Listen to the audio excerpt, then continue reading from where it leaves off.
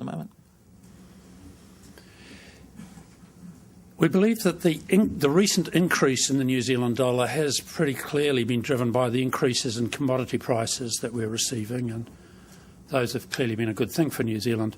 However, the underlying level we still feel is overvalued, and that, on balance, has some disadvantages for the New Zealand economy. There's been a lot of suggestion that the alleged $6 billion that the Chinese want to invest in New Zealand has a bearing on the value of the dollar. Any truth in that, do you think? Well, our models suggest that by far the dominant feature driving the New Zealand dollar at the minute is commodity prices. In addition to that, we've also at various times in the past managed to model the impact of risk on, risk off in the international markets, and of relative interest rate differences in New Zealand compared to other countries. And a number of other features are clearly important, such as insurance payments into Christchurch.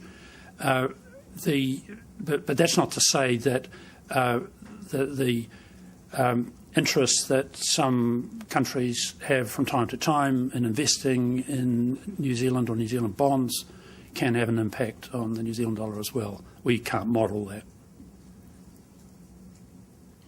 The Prime Minister thinks that the strength in the New Zealand dollar is due to an inherent weakness in the US dollar. Do you think commodity prices are high because of that weakness in the US dollar primarily? Well, we do measure commodity prices both in US dollars and in other currency forms, including special drawing rights, to try and limit the impact of US dollar moves on our understanding of commodity prices. So we're seeing two things. I mean, clearly we've had US dollar weakness for some time now. That has been a major driving feature of currencies around the world. The commodity price story is a different story, though. There's clearly some other things out of Asia and other strong areas of emerging market demand. But is the weak US dollar driving commodity prices up? Well, if you're measuring commodity prices in US dollars, it's having a big impact. But if you measure them in other forms, we're still seeing quite an independent drive in commodity prices. So it depends how you're measuring them is the answer to that. Yes, Bernard, it's your moment now.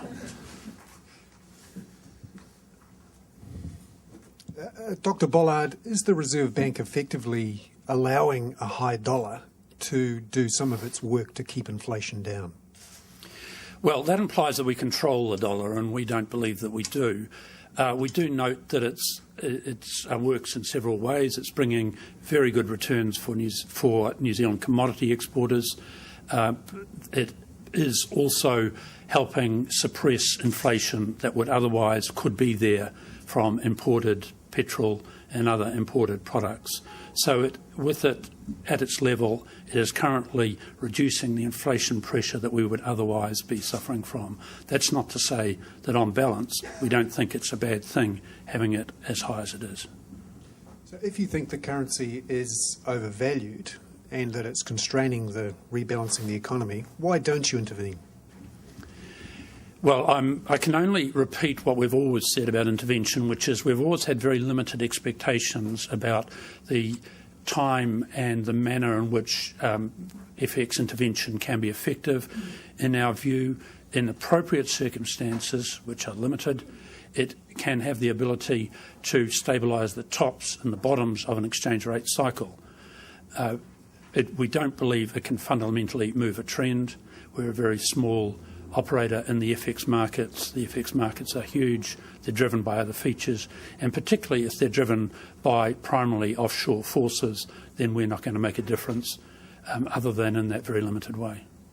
Some other economies are looking at some forms of capital control to control those forces.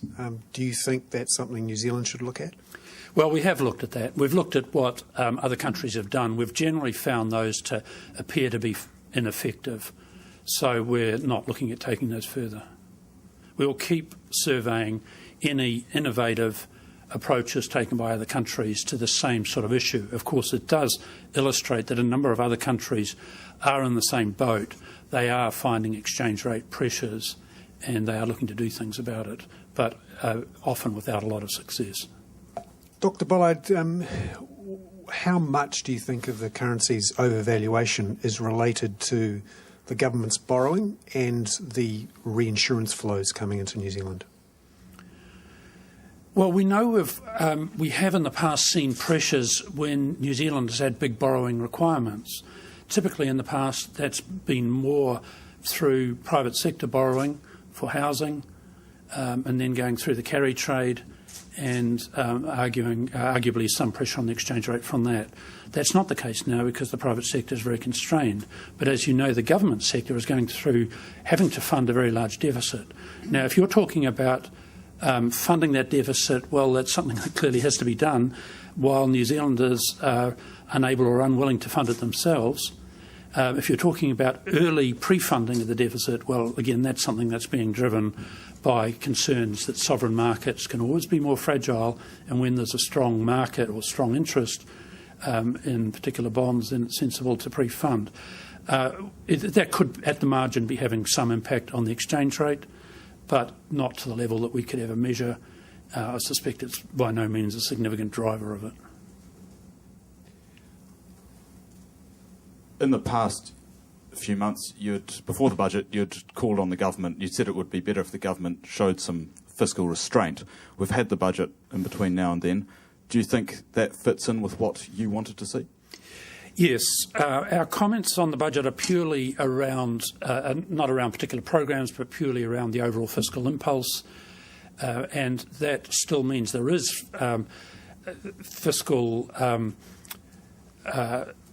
positive fiscal impulse this year, but from next year that does move into contracting territory, and that does assist the balance out the extra spending we're going to see from the private sector next year. It also does mean that on balance it puts less pressure on monetary policy.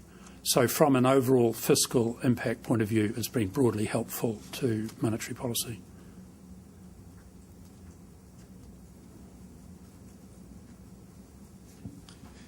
Dr. Bollard, in the monetary policy statement, the Reserve Bank forecasts the current account deficit will rise to over 5% in the next couple of years.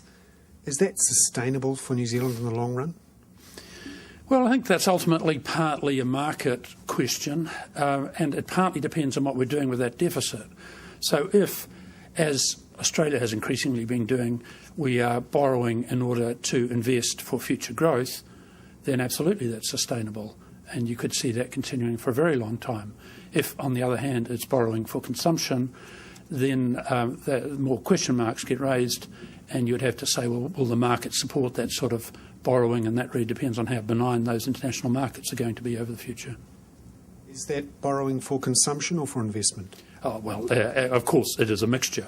But we are expecting to see investment pick up this year and next year as the business sector regains confidence and starts to recover.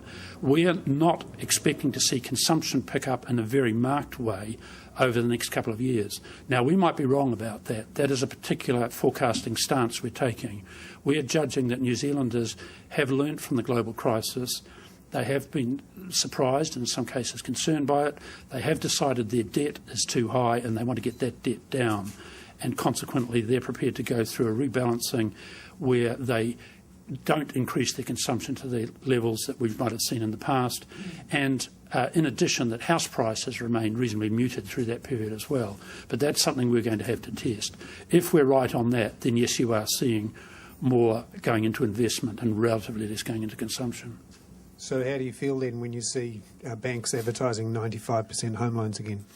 Oh, well, we're keeping quite close to banks on their lending policies. At the minute, net growth in lending into the household sector is very, very low.